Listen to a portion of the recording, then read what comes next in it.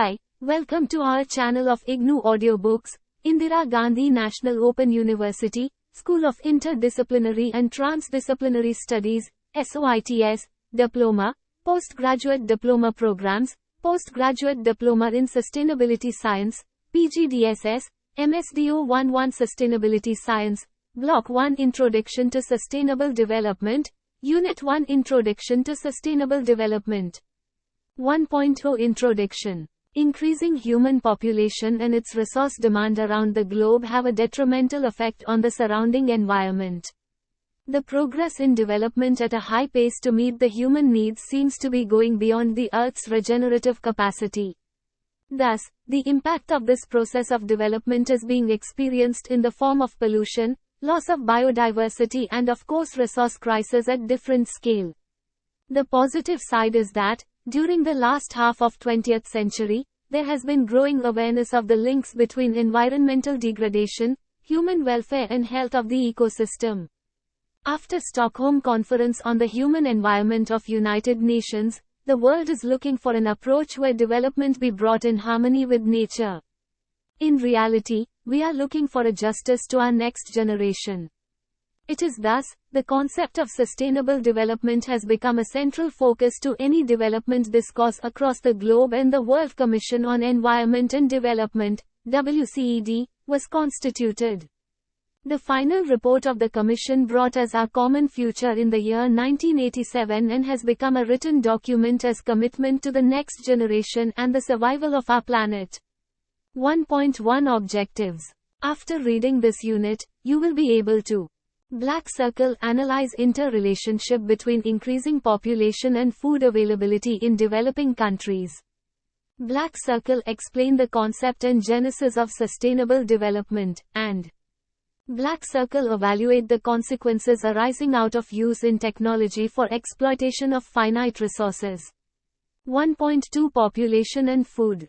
About 10,000 years ago, the human population by various estimates ranged from about 8 million to 10 million on our planet.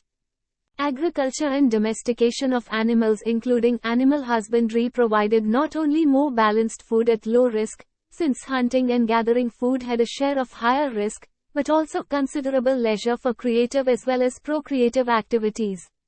Creative activities of Homo sapiens are noted in the forms of various culturally related music, sculpture, arts, mathematics, astronomy, philosophy, faiths and religions etc. There was no doubt agriculture required conversion of forest land into crop land, and this led to some sort of habitat invasion and loss of floral and faunal species. However, such losses were minuscule in the early period of human development, considering the large chunk of wild lands left untouched. The leisure and food security provided by farming also led to major scientific discoveries and technological innovations and inventions. In fact, farming and food security provided freedom from want and offered leisure required to think, plan and engineer inventions, e.g. steam engine by James Watt, which ushered in the Industrial Revolution. At the time of Industrial Revolution, the human population on our planet was about 850 to 900 million. By 1950, it had risen to 2.5 billion, and now in the beginning of the second decade of this new century we are evidenced with crossing 7 billion, and it is expected to exceed 9 billion in the year 2050. According to the 2008 revision of the official United Nations population estimates and projections, most of the increase will be in developing countries whose population is projected to rise from 5.6 billion in 2009 to 7.9 billion in 2050. In contrast, the population of the more developed regions is expected to undergo only slight increase from 1.23 billion to 1.28 billion, and this would have indeed declined to 1.15 billion but for a projected net migration from the developing to developed countries, which is expected to average 2.4 million persons annually from 2009 to 2050. These figures of human population are by themselves quite shocking, and we also need to consider progressive erosion, degradation of the ecological foundations of basic human needs. We need to understand the adverse impact of growing population, correspondingly increasing numbers of hungry people, and the growing intensity of vicious spiral of poverty and environmental degradation. India and China being the most populated countries in the world, and India in particular, the food security of the growing millions is a matter of deep concern. Almost concomitant with unsustainable population growth, there is also environmental degradation. By 2025, India's population is expected to be about 1.4 billion, and it needs to produce 30% more cereal grains as of today. Degradation of soil health, depletion of fresh water sources and biodiversity, diversion of fertile agricultural fields for non-agricultural purposes, and the adverse impact of climate change, free but not fair trade under globalization etc., have emerged as serious threats to India's agriculture being able to feed its growing millions of humans and save other forms of life too. India's food situation, according to Lester Brown of WorldWatch Institute, is that it would grow worse. He noted that due to global warming, the Himalayan glaciers, fed perennial rivers like Ganges, Yamuna and Brahmaputra would gradually become seasonal rivers, subject to adequate rainfall, and therefore Indian agriculture in the Indo-Gangetic plains would come under severe water stress. He also predicts that India would have to import 45 million tons of food grains to meet the needs of population projected around 1.44 billion by 2030, assuming that India could stabilize its grain harvest at about 225 million tons by that time. Even if India might have financial resources to import food grains, there would be over 700 to 800 millions of rural poor, as now, who will have no access, i.e., purchasing power, to food. Further, when any country desperately needs food materials from another, its political sovereignty could be compromised. Further, importing food amounts to importing unemployment. These concerns are deeply linked with the question of what India's major thrust on sustainable development ought to be. Today, India, as the home of the largest numbers of hungry people, has got to strengthen the premise for sustainable food security in the future than diverting its meager natural sources, especially land and forests, for expanding industrial base for the sake of immediate economic gains. As Professor M.S. Swaminathan has been emphasizing in his several lectures and popular articles, purchasing food from other countries would become far too unaffordable in terms of financial affordability, compromise with political sovereignty, and result in loss of livelihoods.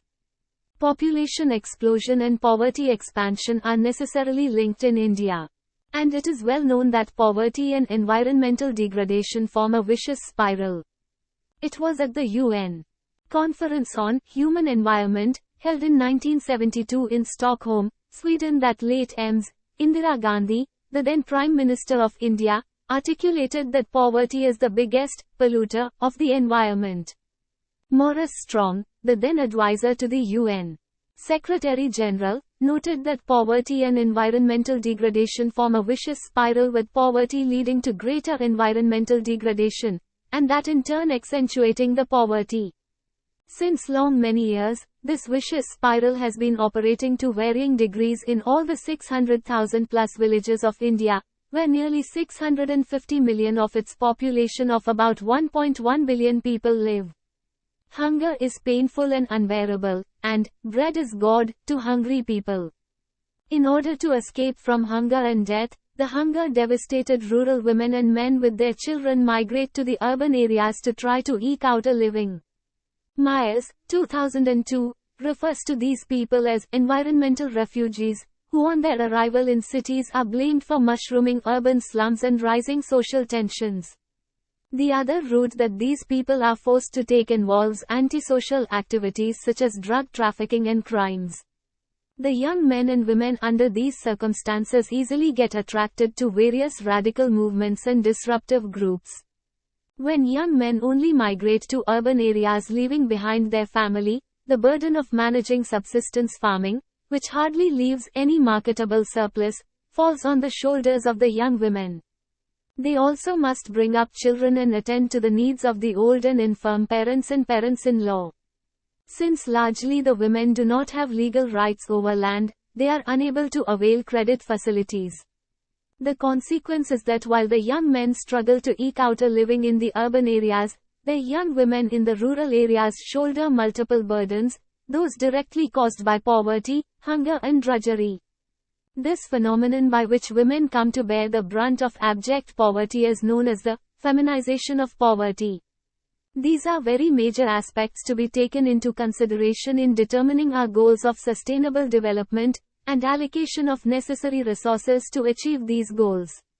These are very major aspects to be taken into consideration in determining our goals of sustainable development and allocation of necessary resources to achieve these goals.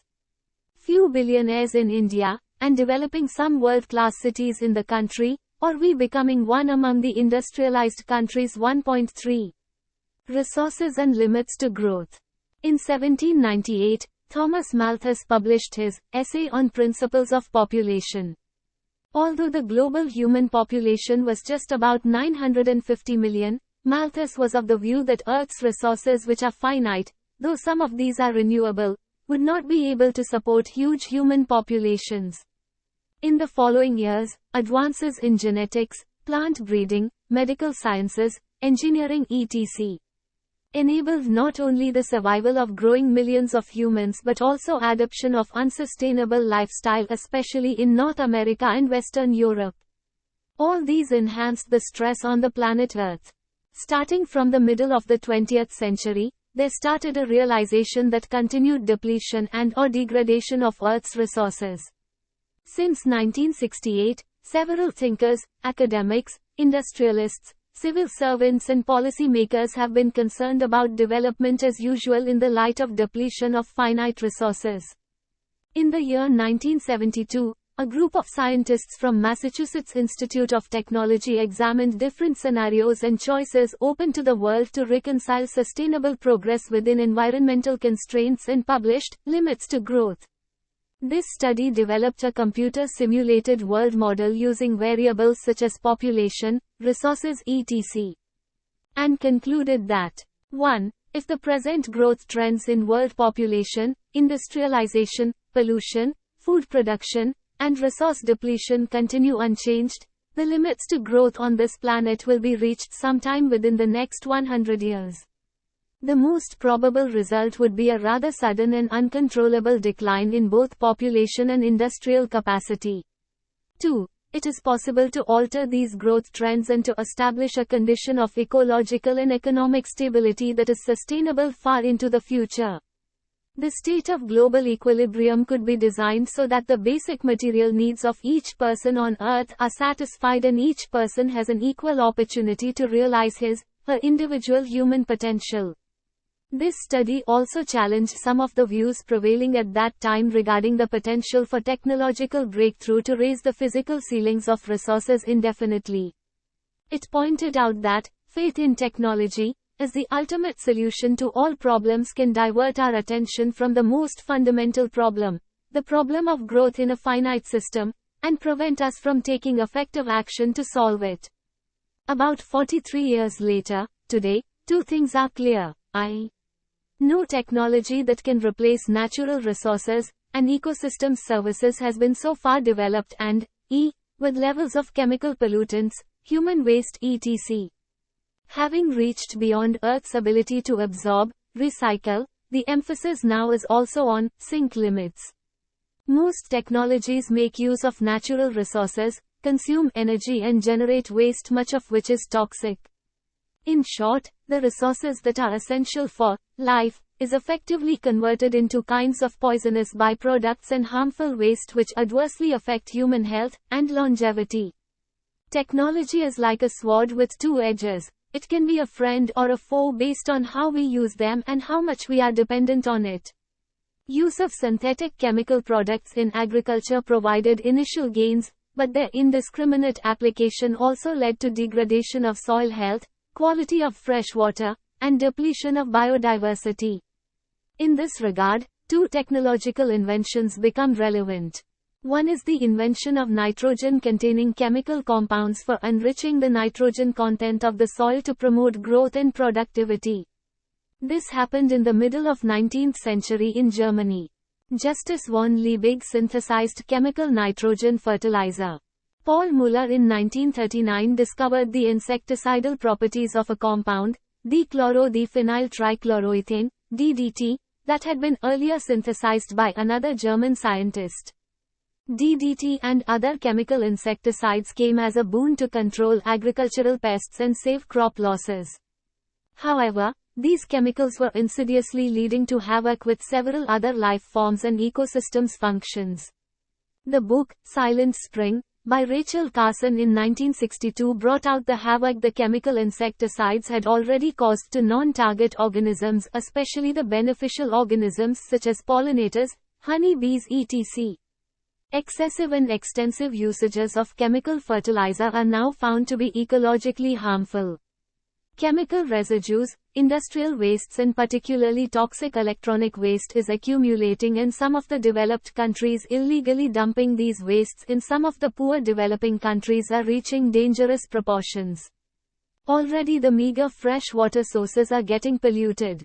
Incidents of diseases like cancer attributable to genotoxins in hospital, municipal, agricultural and industrial wastes are increasing, and it is becoming almost impossible to manage them effectively in ecological benign manner. It seems that these developed, industrialized countries fail to realize that damage to one part of the planet is going to spread to their own areas sooner than later. As Professor M.S. Swaminathan, father of Green Revolution in India, put it, hopefully doom for all is not our common future. Depletion of finite natural resources on the one hand, and sharp increases in harmful waste on the other, further handicap what little efforts are being made towards sustainable development. The take-home message is clear: the technology that has built economic power has frequently done so at the expense of our ecology and environment and our long-term well-being. The winner is technology, no doubt, and a small percentage of the humankind, and the losers in the end will be the whole biosphere of which humans are only a part. 1.4 Understanding Sustainable Development.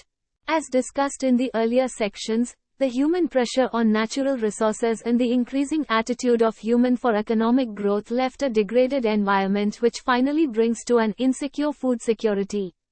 It is known practice that people travel from one place to other in search of livelihood, sometimes leaving their family members in their native place. The exploitation of resources of a region by the people of another region through imperialism brings unacceptable damage not only to the environment but to the social system of the region. Thus, increasing population has direct impact on the environment and its resources, thereby threatening the future availability. So, we need to understand such kind of development that cares the environment and social system. Therefore, since the beginning of 1970s until the end of the 20th century, the United Nations had been active in mustering support of all the nations of the world for developing strategies towards reconciling environment and development. The UN-constituted World Commission on Environment and Development, and Gro Harlem Brundtland was the chairperson. In her report Our Common Future, Understanding the Spiral Relation Between Environment and Development, introduced the term sustainable development, which is defined as development that meets the needs of the present without compromising the ability of future generations to meet their own needs. It has been engaging the attention of both the developed and developing countries, albeit with varied objectives and interpretations. The reason is that the needs of one country, society are not the same of another.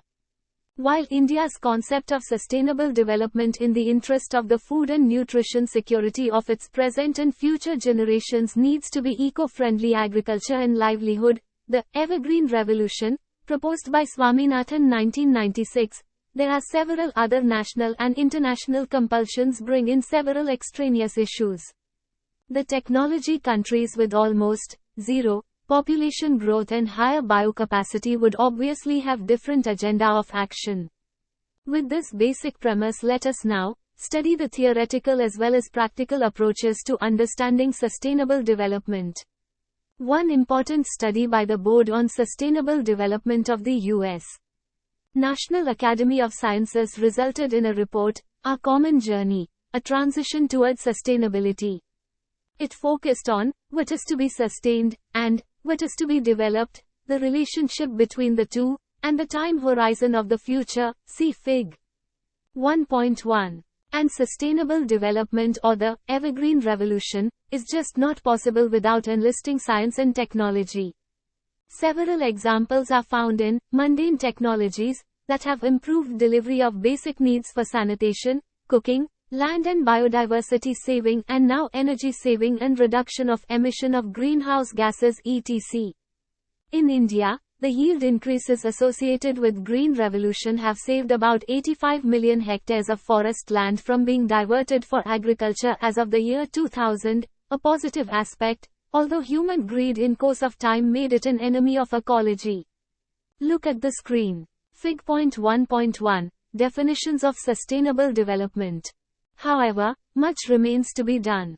There is now a greater need for a dialogue between scientists and the field-level workers who are engaged in the practice of meeting human needs, let us specify, basic needs, while conserving the Earth's life support systems and reducing hunger and poverty.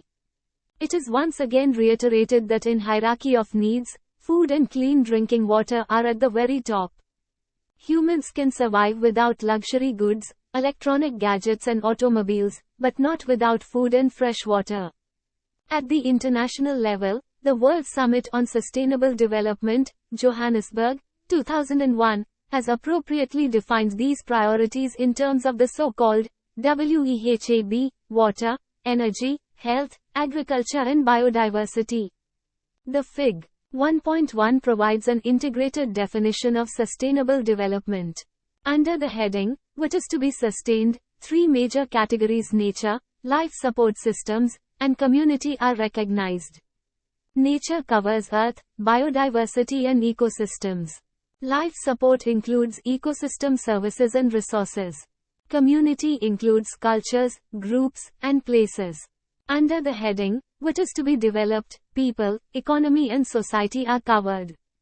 Under people, the categories included are child survival, life expectancy, education, equity, equal opportunity. Under economy, sustainability of wealth, productive sectors, and consumption are discussed. Under the society, institutions, social capital, states, regions are considered. While the above are all quite essential, it is not easy to achieve the sustainability transition.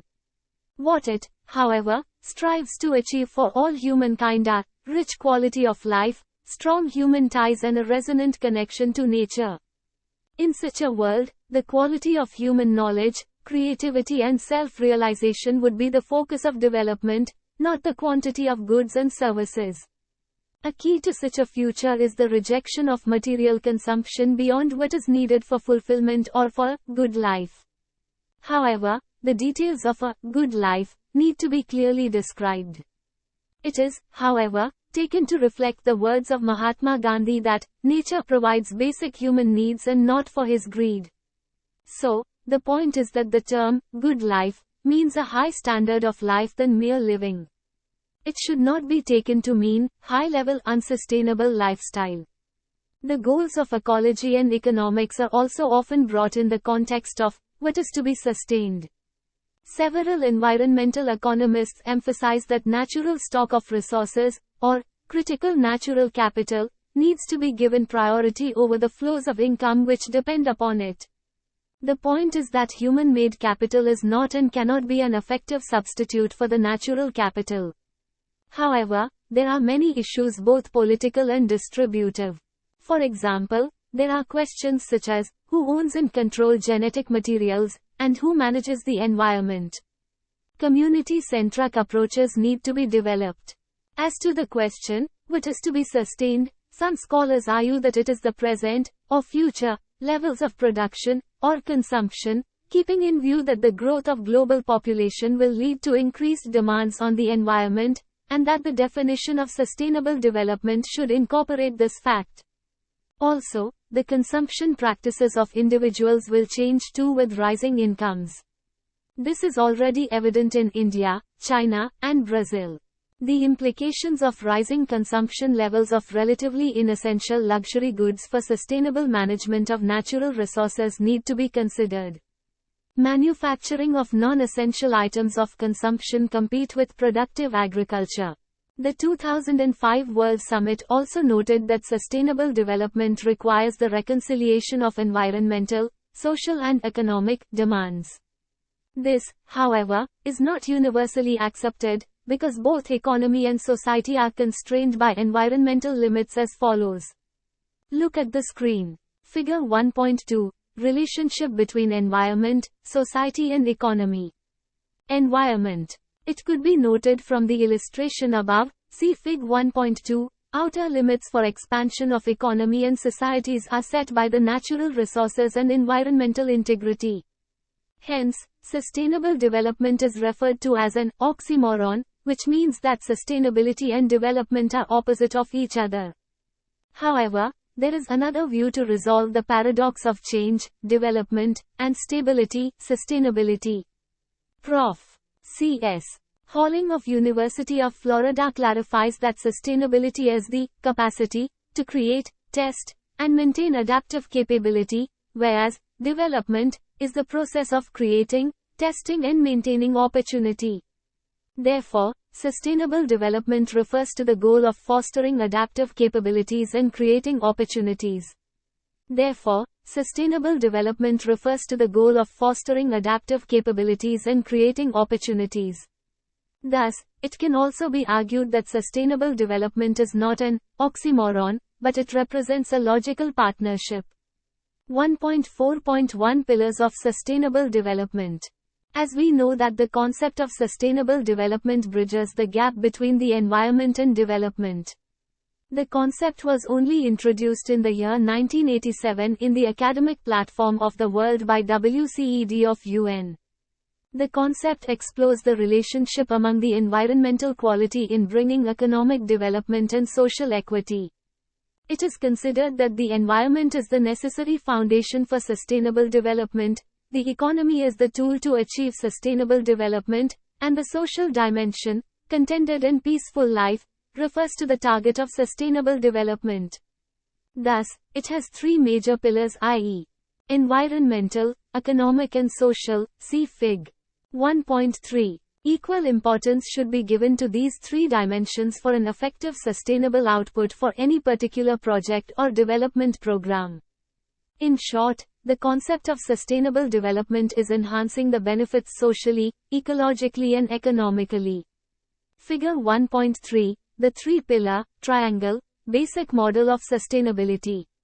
Look at the screen. When we talked about sustainable development, the production from the environment or by the technology and human consumption are the key components to different pillars. So, it is the human culture of production, extraction and consumption to be maintained or altered to the changing ecological, socio-political and technological context. It is in this context, some authors like Keith Nurse, 2006, of Institute of International Relations, University of the West Indies, claimed culture as central pillar and fully integrated into that of the other pillars of the economy, the social and the ecological of sustainable development framework, see Fig. 1.4. Country like India, which is bind with rich cultural heritage where the problem of livelihood improvement is a core issue in development, must look towards this framework for sustainable development.